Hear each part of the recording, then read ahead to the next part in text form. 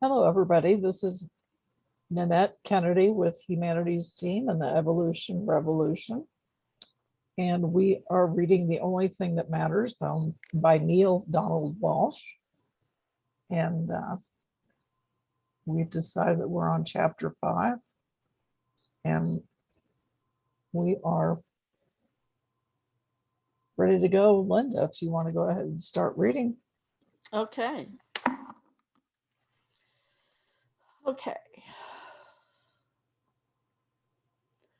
So, part 2. This is The Only Thing That Matters, Conversations with Humanity, Book 2.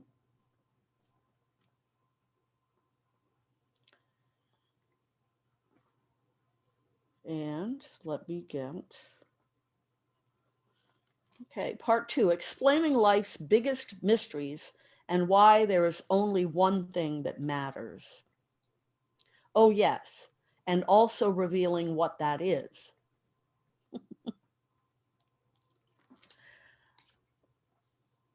Hang on. Dear sweet and gentle being, as we move more deeply into this exploration, let us step back and take a look at some fundamental concepts, including this one. You are on a journey here. And no, it is not the journey from birth to death. It is a journey from way before birth to long after death. The importance and the implication of this journey upon which you find yourself can barely be comprehended by your mind. It can be comprehended, but barely. Is this because your mind is so incapable, so inefficient? No.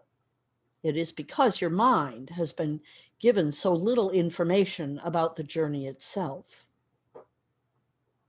We learn about it in a very indirect way, not because our elders and our teachers sit us down and tell us everything we need to know about it. They have, after all, been given no more information than they are giving us. But because our art has done the best it can to fill the gap. It is humanity's culture that tells us about the experience in which we find ourselves. And this is why, by the way, the movement to remove cultural pursuits, music and drama, art and other creative expressions from our schools, leaving classrooms full of children to look only at our history, is so crushingly damaging to our sense of who we are and why we are. We need culture and esoterics, story and song, movies and plays, fiction and poetry, really good television, to tell us about ourselves in fuller ways. The American poet M. Clare did just this, capturing the essence of our journey when she wrote, I left the home so long ago now that I would not recognize my own face. I constructed the boat of my life and I set out into the open ocean, waving to all who knew that the seas would give me everything I could handle and everything I could not. And yet they waved and I set out into the open sea in the boat of my life, built from soul, crafted by heart, and with the great innocence, I push off into the open sea and have been away from my home so long now, I would not recognize my own face, but I know that home remembers me. And that's Long at Sea, 2007, by M. Clare. This feeling and sense of being away from home is common to many people who yearn for the knowing and the experience of their own union with the divine. Yet, are we in the fullest sense away from home? No, we are neither away from home nor away from God, but it sure seems that way. The tiny amount of information that we have been given by those who simply write about our history and our physical sciences has been wholly lacking in any truly important metaphysical or spiritual detail. Or worse yet, it has been riddled with error. All of that is going to end here. You've brought your mind to this self-exploration to remember three things. A, the purpose of your life's journey. B, the paths that this journey can take. And C, the journey's destination. Your remembering will begin with some more basics, but first a request from your soul to your mind. Because these are basics, much of what you will read in the next few passages may feel like old news to you. Have patience then. A gentle request, yes? It is not a bad thing to be reminded of what you already know. Most people are not applying what they already know anyway, and that's the point. Perhaps a memory jog would be really good right about now. And perhaps there are one or more tiny pieces of data that are not fully remembered, the remembering of which could change everything. So please, have patience. Now then, to the basics. You are not your body. Your body is something you have. You are not your mind. Your mind is something you have. You are not your soul. Your soul is something you have. Who then are you? You are the sum total of all these things. A loving, caring, sensitive, compassionate, sentient being that has these things, and each of these things has a purpose and a function that serves the agenda of all three. This body, mind, soul trio will be referred to in this self-exploration as the totality of you. The function of the mind is to guarantee the survival of the current physicalization of the totality of you for as long as it takes to fulfill the soul's agenda. A soul knowing. You are the sum total of the body, mind, and soul, and each of these aspects of you has a purpose and a function, but only one has an agenda, the soul. The function of the body is to gather data from the physical environment, to assist the mind in guaranteeing your survival, and to place within that environment in physical form the non-physical ideas, concepts, and decisions of the mind. The function of the soul is to experience as many aspects as possible of who and what it really is, using the body, the mind, and the physical environment in which it has placed itself as tools with which to accomplish this. Because your mind has been given little, or worse yet, totally inaccurate information about the soul's agenda, which is life's agenda, neither your mind nor your body can very often serve that agenda well, unless it is working in conjunction with the soul. Right now, if your mind does not know what the soul knows, your life can feel as if it's being pulled in different directions. Indeed, your very purpose for being on earth could wind up being compromised, if not completely ignored. This is, in fact, the circumstance in which most humanity finds itself today. What must happen if you wish to live a life that serves its actual purpose is that your mind must bring into its database that of which the soul is already aware, so that you can produce the experience of it. The soul holds knowledge while the mind creates experience of what you call reality. This is the very reason that the totality of you came into the physical realm, to experience that of which it has full knowledge. Yet if the mind's data does not include the soul's awareness, the continuing experiences the mind creates will not be expressions of what the soul knows, and that will not serve the totality of you. It is very important to understand that the database from which you may construct any present reality, i.e. the information that is stored within you, exists in two different places and is accessed in two different ways.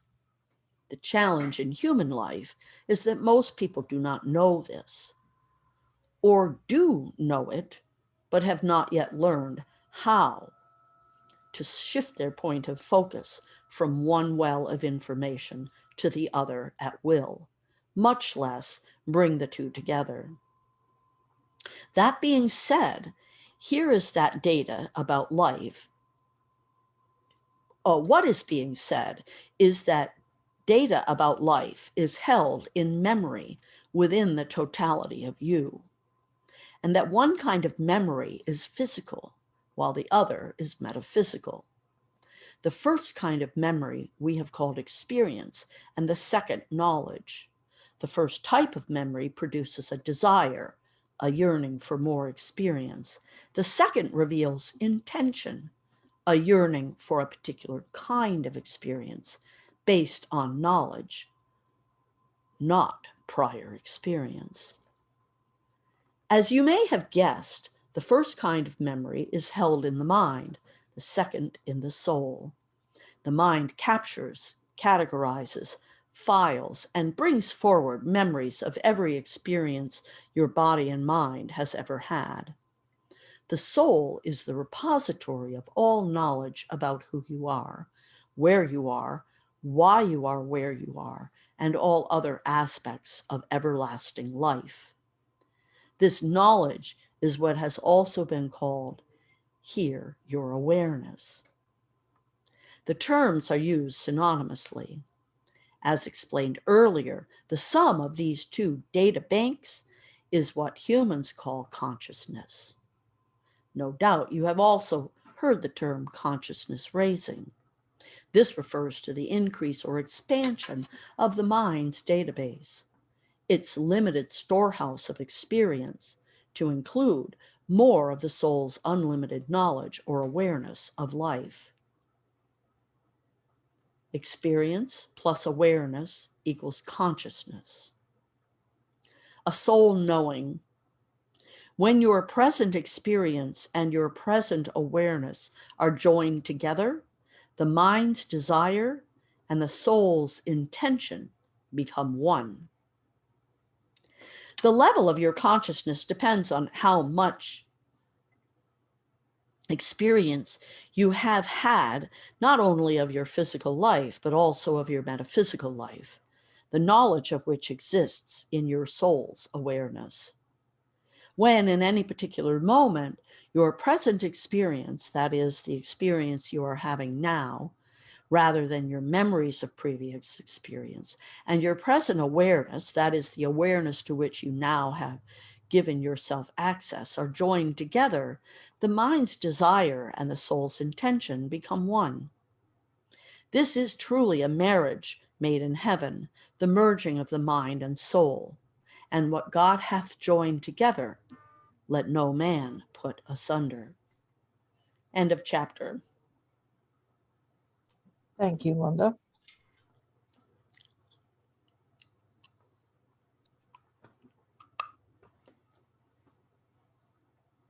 Would anybody like to make some comments?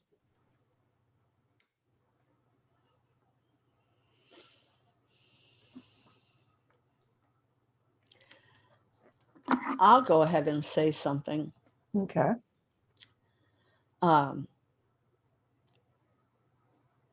So yesterday, I had to be in Anchorage, and I met with all kinds of different people. And what I realized, and then somebody shared a Byron Kate, no, it was an Abraham quote. So this message from Abraham Hicks said, anytime you feel negative emotion, stop and say, something is important here. Otherwise, I would not be feeling this negative emotion. What is it that I want?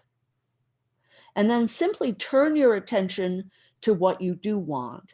In the moment you turn your attention to what you want, the negative attraction will stop, And in the moment the negative attraction stops, the positive attraction will begin. And in that moment, your feeling will change from not feeling good to feeling good. That is the process of pivoting. And it hit me on the way home as I was thinking about how the day had gone.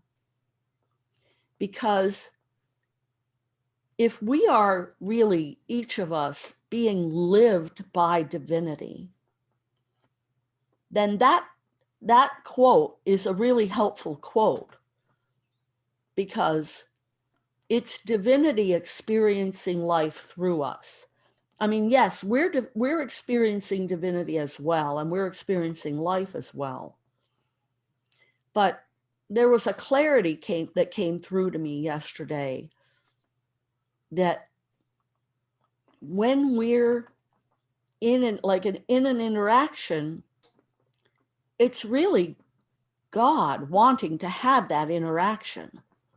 That's why we're having it. And because of that, it seems like it is really important to follow what that Abraham Hicks thing suggests, that we really pay attention to how we're feeling and own that and be aware of that, because we get into, I mean, because much of the time we just move through the life on automatic pilot, and we're just doing our thing. We're doing our 3D human thing. We're not being divine, and we're not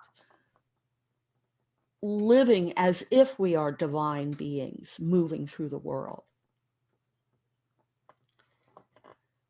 I don't know if that made any sense, but over.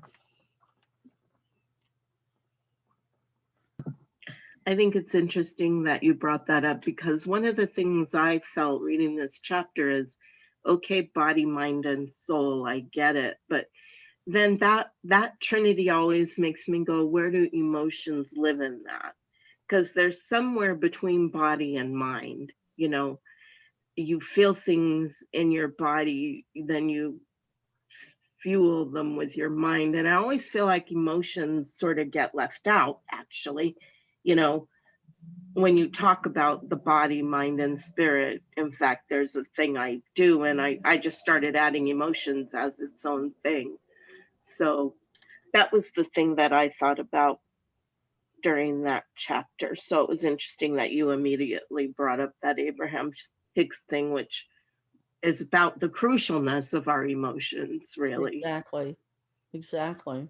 Yeah. Over.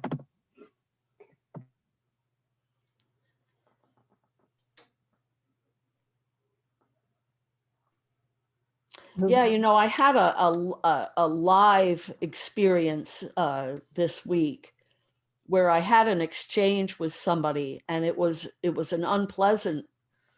I don't know that it's fair to call it an unpleasant exchange. I certainly didn't feel, I was not feeling good, and so you know, that this gentleman had done something that on our property, had destroyed a bunch of plants on our property. He was 10 feet over the property line. And the day after he did it, I was back there just standing looking at the destruction of what he had done. And he came over and he said, "How you doing?" And I said, "Not good." And then I told him what he destroyed. And I waited for a couple of beats, and he didn't say anything. Like, I was giving him the opportunity to say he was sorry, and he didn't. And at that point, I said, when neighbors make you put up fences, that's a problem. And I turned on my heel and I walked away. And as I walked away, I realized that my whole body was just trembling.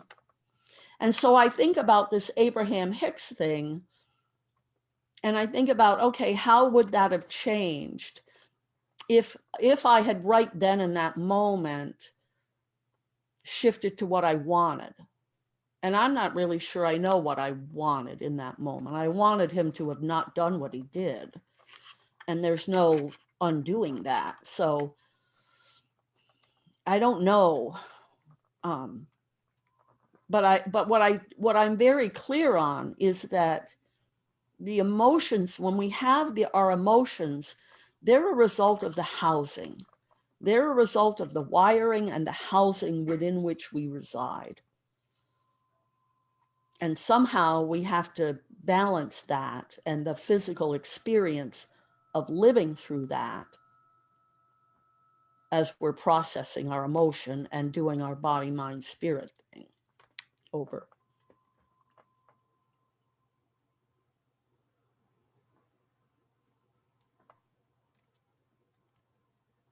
I agree. And I've been going through a ton of different emotions lately.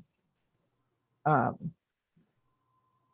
emotions, because you can get caught up in the, oh, I'm not supposed to be feeling emotions trap. And I think that's, in my personal opinion, that can be dangerous. Because you get enough plates stacked and you can't see past them, you drop them. And so when we're talking about our soul interacting versus knowledge, I have a little trouble separating those two. Knowledge is something that's learned. I'm assuming that's the inference. And the soul already knows these things. That's part of what the soul is. And I wish in these past couple weeks, I would feel better about turning off my brain and handing it over to my soul. Over.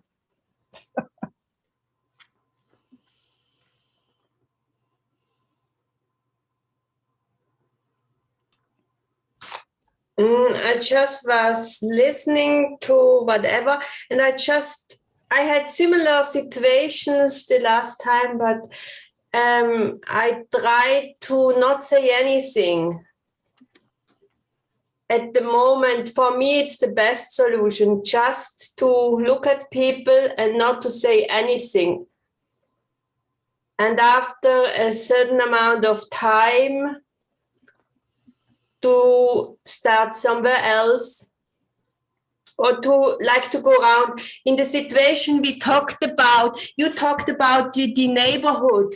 Then it just went through my mind, how about asking somebody,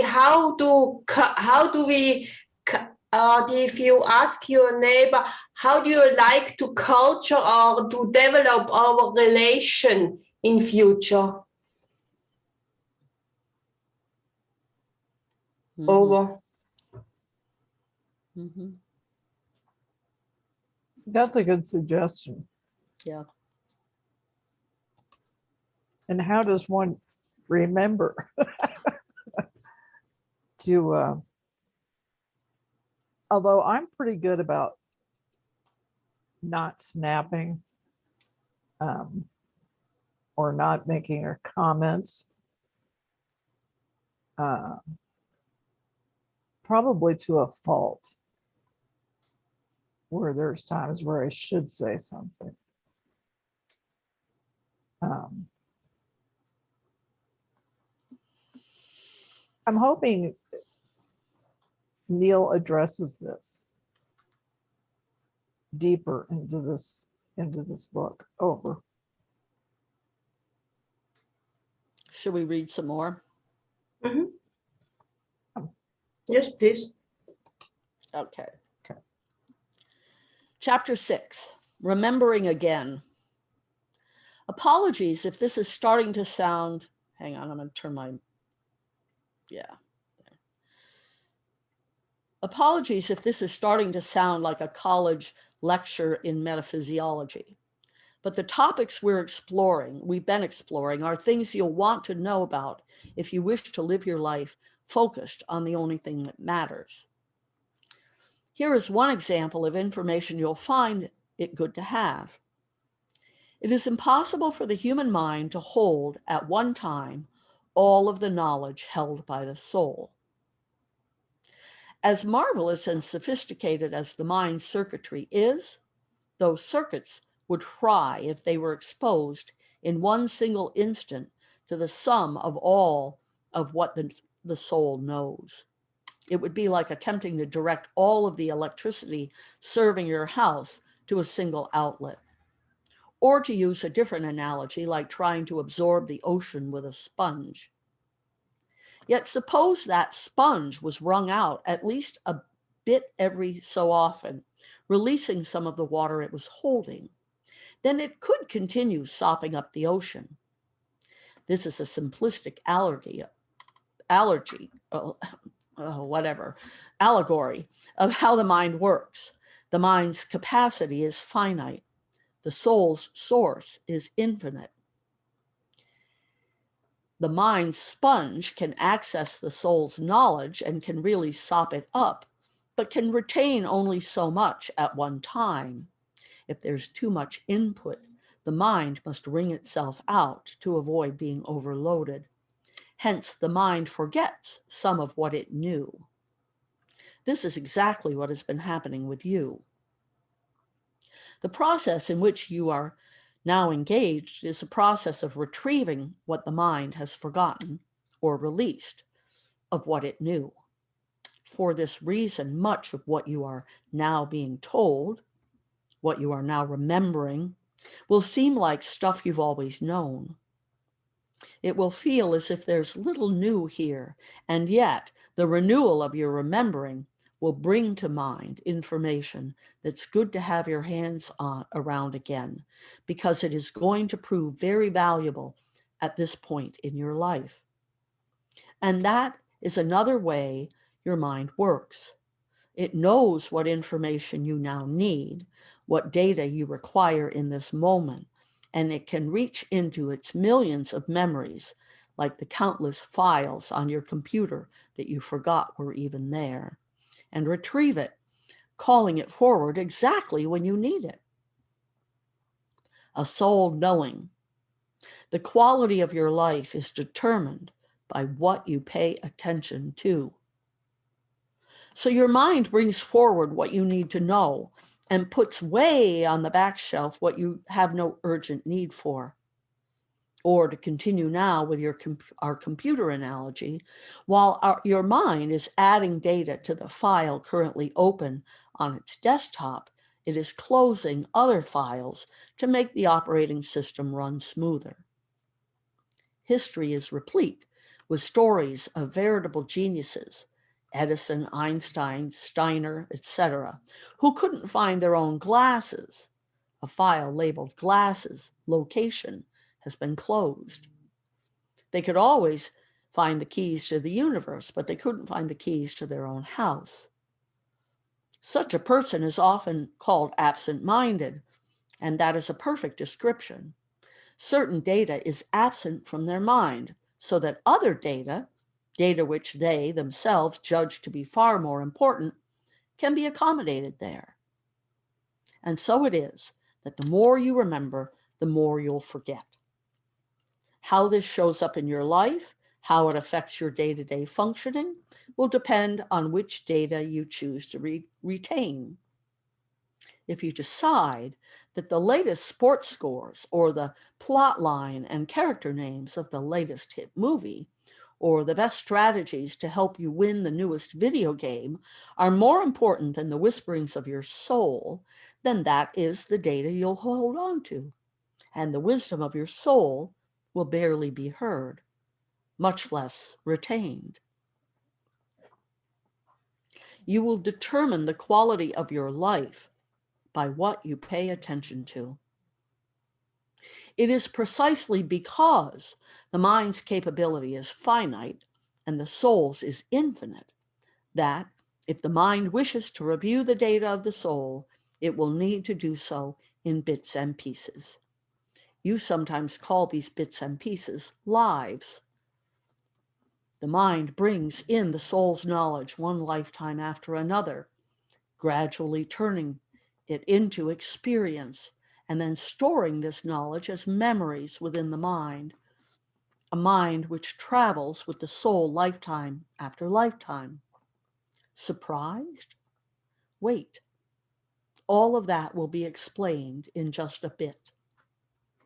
When a person's mind retrieves data from a previous lifetime, an enormous amount of anecdotal evidence suggests that this is a common occurrence.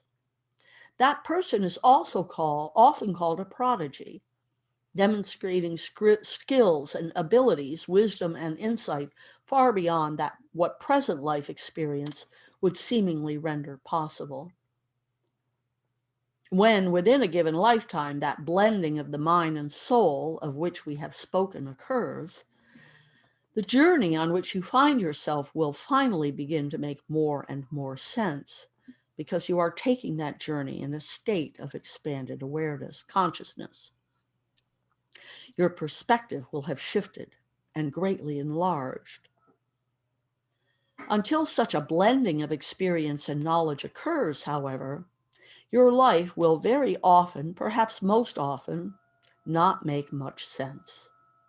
And if you are using the data of the mind alone, which the majority of people do the majority of the time, you may do nothing but frustrate yourself trying to get it to make sense. Then you will run from pillar to post, book to book, lecture to lecture, sermon to sermon, workshop to workshop, and teacher to teacher, seeking answers. The good news is that you don't have to run yourself ragged like this anymore. You don't have to go anywhere or do anything.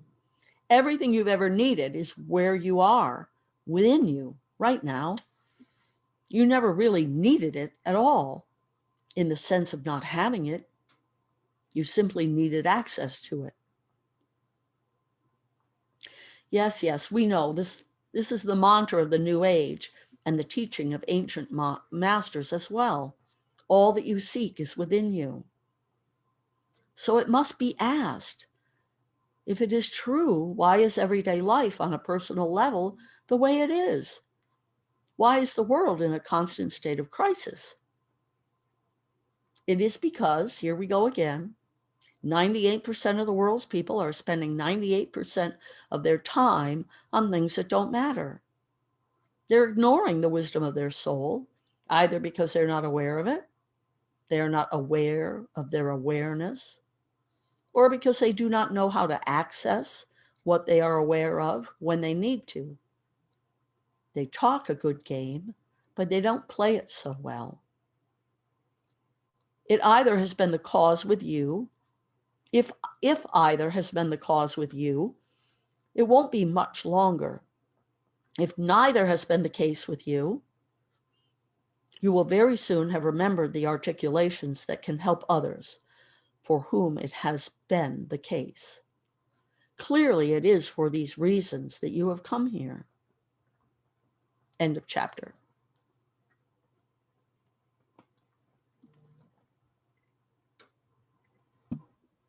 And welcome, Paul. It's nice. Keep your eyes on the road.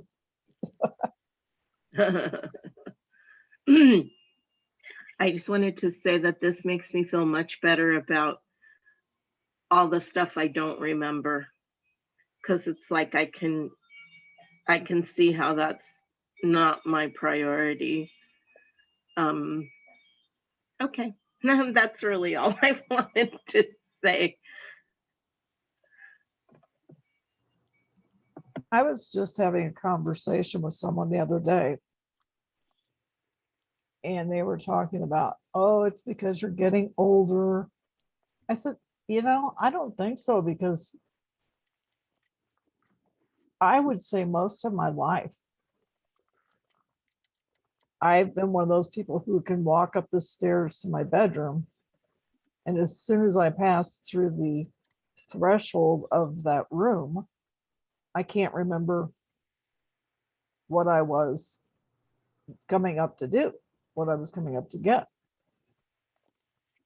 And I think, and maybe Neale is saying this a little bit, with the things that don't matter. Over the past, I'd say 30 or 40 years, we've become huge multitasking people. And when you multitask at the rate that many of us do, I think it's real easy to forget things.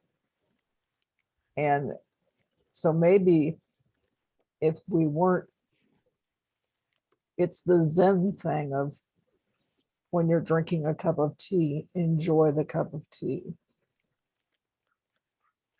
Over.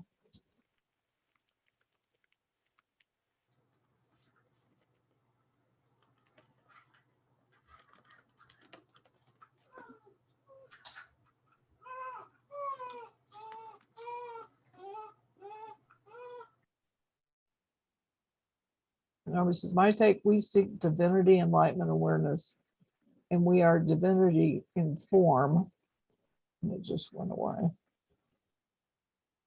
We are divinity in form. Therefore, divinity itself seeks our enlightenment and awareness.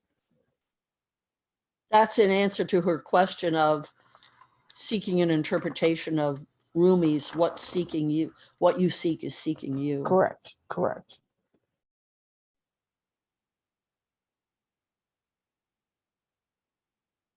And just to add to that,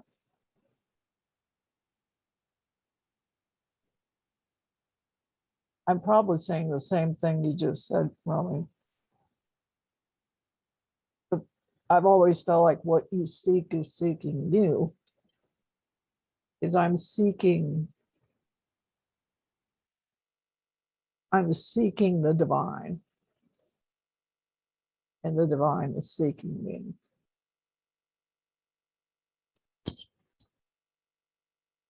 I think the divine is seeking our awareness of our divinity. I don't think divine is seeking us because the divinity is living through us. We are divinity. Okay. But most people don't know that, don't recognize that, don't realize that. Totally agree with you, Linda. Good point.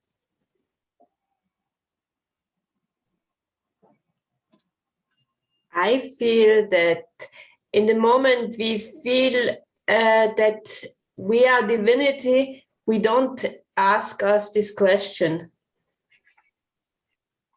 Right. I think always when we ask the question what's from Rumi, then we are out of grace. I always say out of grace, yeah.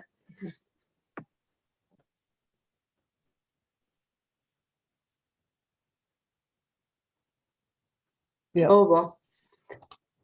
That's a good point. I happen to love that quote.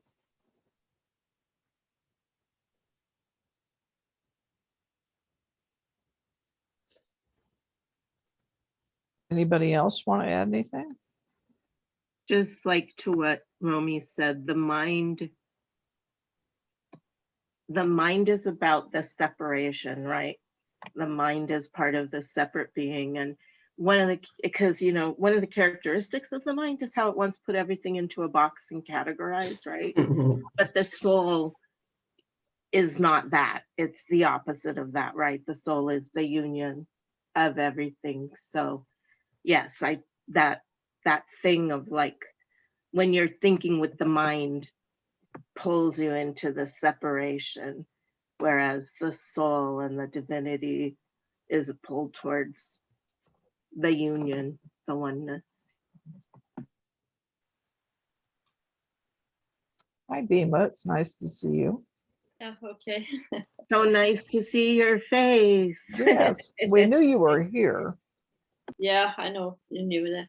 But I also agree to that. The separation comes of identification with the body instead of the source. And for me, it has been a challenge in my life. And I think I've shared that before, because I experienced that oneness when I was a child, and it has followed me So books has reminded me, and meeting with mystics has reminded me. But it's still difficult because it's so busy in the world. It's so much doing, and being occupied, and stop and reflect deeply who we really are, because we are all that source. How could we be basically something else? And I was talking to a woman today at the meeting, and she was talking about angels, and she had a lot of problems in herself. But if you look at those angels, it's just mirrors of your own source. And she said, "Oh, I've never thought of that." And she like opened up something, because that is, for me, that is, I love to hear this, listen to this, read this, because they confirm what I find is right inside, even if I don't live it all the time. It's not so easy, but there is no other way in life for me to be what I feel. And especially in my age, I'm 75, so to take care of that time that still is there. And also when I reflect upon death, was last week was 18 years since my daughter died, and to go into that and have that connection. I mean, the body died, but the energy is, of course, still there. It's endless. So yeah, okay, that was just something that came up for me. That's nice to hear your sharings. Over. Thank you. Thank you, Bima. Now can you hear me? Yes. Hello? Welcome, Paul. Oh, okay. I didn't know if you could hear me. Yeah, Yes. yeah, thank you so much for this group. I've been looking for a Conversation with God group for a while. I look at it like the presence of all of us is the divine, and it's underneath our thinking. And so when I can stop the thinking, then I become aware of this presence. And so the problem is that I'm always thinking, so as soon as I acknowledge that presence is there and ask that presence rather than my mind for whatever is going on in my life today, I get an answer, but it doesn't usually come in a way that I normally would recognize. I'll give you an example. I was disturbed with the traffic one day, and I was caught up in the traffic again, and I just started talking out loud to God, and I said, "God, I know you're present with me, and you're trying to show me a good life, but I can't quite see it now." And I'm telling you, I looked up on the side of the road, and I said, "I know you're talking to me, but I can't quite hear you. Can you be a little clearer?" And there was a billboard that said, "Verizon Wireless, can you hear me now?" And I know that the billboard's been there for a while, but why did I see it right then? So what I tend to think is that I always thought that God uses words to talk to me, but creation can use anything to talk to me. So I have to have an open mind, and that's, for a guy like me who's been thinking so hard all my life, it's I think for all of us, it's hard to have that open mind. But the more I try to be open for a spirit to talk to me in ways that spirit talks to me rather than the way I think it should talk to me, the more I start to recognize it's always been there. And that's what I was getting from the reading today. Thank you for that. It reminds me, and a couple people on this call have probably heard me tell this, but I can remember this was 25 years ago now, maybe 20 years ago. But my then husband he's a Vietnam vet, and he was in a veterans hospital. And he was having lots and lots of troubles with post-traumatic stress. And with him not working, which he had been working, and myself, I was working on my master's and working very part-time for the university, I got so wrapped up on how are we going to do this? How are we going to make this happen? And I was driving home from somewhere, and I was probably about 6 blocks from my house. And I said, God, I know you're out there. I know that. I know it. I know it. I know it. I just need a little sign. And I was stopped at a red light. And all of a sudden, and I live in Colorado, an exotic bird landed on the hood of my car. And I was like, okay. And seconds later, a man jumped on the hood of my car. He was trying to rescue his bird that had gotten out of the house. But I was like, what bigger of a sign do I need? I think that, just like when you, Paul, saw the "Can you hear me now" sign, I think those things are all around us.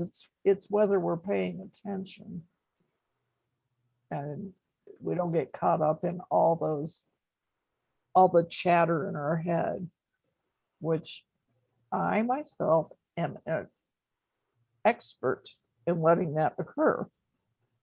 So it's really nice to hear all of your different thoughts about this. Over. I mean, the mind makes thoughts. That's kind of what it does, left to its own devices. Thought.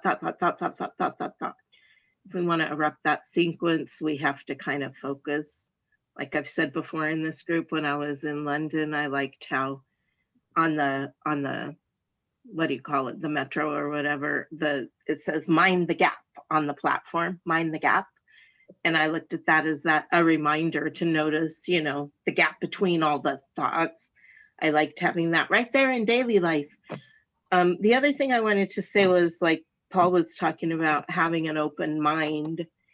And to me, it's like also it's like our body has an energy system, like all of our senses. And to me, it's like having an open energy system, like you can kind of feel, to be aware with your whole body and your mind and your heart. And when you have more openness, the signs come more easily, I think. If you're just looking for the mental thing, it's like Paul was talking about, he would hear the things in words. But sometimes if we open our system more, then we can see things in more ways, or just be more open and aware to what comes. That's all I had to say there. Thank you. I was going to say I think that the mind is a product of the housing. It's a part of the body. And so I think quite often the wiring, the ego, which is the wiring in the body that is there to keep us safe and alive and protect us, helps to generate a lot of the mind activity. And I think it's really a physical thing. Even though it's mental, it's a result of the physical housing. So that's why I like to suggest to people, if you have like a busy mind, or like some people call it a monkey mind, where your thoughts are just always swinging from place to place, to develop a mantra and try to replace that experience with the repetition of a mantra that you resonate with. And what'll happen is, in my experience, what happens when you do that is that even without asking, like demanding from the universe, God, show me a sign, even without that, you'll start to get and see more of these, what other people call coincidences, but they're not, right? And like when I was 14, 15, my mother was an alcoholic, and she went to put the dog out, and she didn't get him on the chain. And I think she thought she had, but she hadn't got the chain on his collar. And so when I went out to get him, he was gone. And I walked the neighborhood and all over. I walked for miles calling him, and he was my only piece of sanity, right? He was the thing that kept me sane. And so that night, I was just totally bereft, and I just said to God, and it was a very sort of 13 or 14-year-old demanding, stomping her foot kind of, but it was like, it wasn't even that. That's not really the right way to describe it. It wasn't that. It was me saying, look at God, I know you're there, but I really need you. I need you to bring this dog back to me. And if you do bring this dog back to me, I will never question your existence ever again for the rest of my life. And about a half an hour later, the phone rang, and it was the vet that we used to take the dog to. And that vet was not anywhere near us. I mean, it was probably a 5 or 10 mile drive to the vet. And so what happened was the people that found the dog took the dog into the vet to get it checked out. And the vet recognized it. This was long before microchipping or any of that, but the vet recognized it as our dog. And wow. Those people lived something like 30 miles from us. So, me saying to God, I need this dog back, and I'll make you a deal. Bring me the dog back and I'll never doubt you. And so I always remember that, if there's ever a moment where I'm tempted to doubt anything about God, it doesn't last very long. I love that story. Thank you for sharing it. Mhm. You're welcome. That is a good one. We're coming to the end. I think that Go ahead. one of the I was just going to say I've been asking a meditation for a number of years, actually. What I realize is that we have these 5 senses, but we also have this 6th sense. And actually, it sounds kind of funny, but it's called common sense. and people just don't use it anymore. And our common sense is our connection to God. And so it's a sense, but as my friend puts it, I have to get calm, and then I can sense that presence. And in that presence is my salvation, my connection to my source, my answer to whatever problem I might have, because there is no problem. And so it seems silly, that common sense, but so what I started to try to do, rather than do a conversation with God study group, because I realized that I have so many programs that I've made in my mind based on my life experience, that I told myself I'm a failure or I'm a success, whatever it tells me. And one of the programs was around the word G-O-D. And that I've noticed when I'm talking to people, and as soon as I mention God and they have some history with that, I see their mind shut. And so I decided to try to start a conversation about common sense, because that's kind of a little bit more open. Now, I haven't had much success with it yet, but I'm not going to quit. But basically, it's the same conversation that we're talking here, but it allows it for people that have a problem with that particular word, that gives them an opening to maybe come into the dialogue and then have their own experience of, because they still have the same experiences, whether you call it God or not, they still have those mystical moments, everyone has them. And if that can be an opening for somebody to begin a relationship with God, where they don't have to use that word, and allow them the space to be there. I think that's really would be helpful. So I have a group called Common Sense Rocks where we talk about the common sense that we have a knowing within us that we were born with. It's been covered up by all these thoughts that we have, but underneath that is the truth of who we are as God's children or pieces of God, whatever way you look at that, and that we have access to all that all the time, and but we forget to use it. And it sounded really like it was common sense to me. So anyway, so that's I'm glad I found this group. I'll be back again. I appreciate the conversation. Oh, thank you, Paul. We're glad to have you here, Yeah. and we're glad to have everybody here. We are at the top of the hour. Mary, I hate to put you on the spot, but I'm going to. Would you do a very brief closing? Sure. Thank you. Dear energy of common sense, God, love, life, universe, animating force, whatever people are comfortable believing in. Thank you for bringing all of us here together to join our hearts in this